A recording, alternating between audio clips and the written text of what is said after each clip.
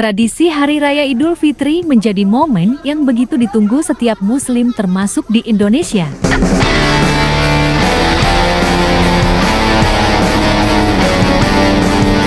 Pada momen ini, hampir seluruh keluarga bisa berkumpul dan bersukacita sehingga menjadikannya menjadi sebuah tradisi yang unik.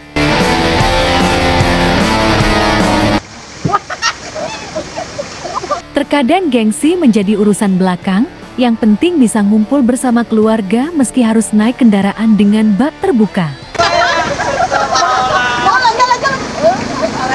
Tradisi yang tak terpisahkan saat Lebaran adalah acara halal bihalal dan ziarah kubur. Selamat Lebaran buat kalian yang merayakannya. Minal aidin wal faizin, mohon maaf lahir dan batin.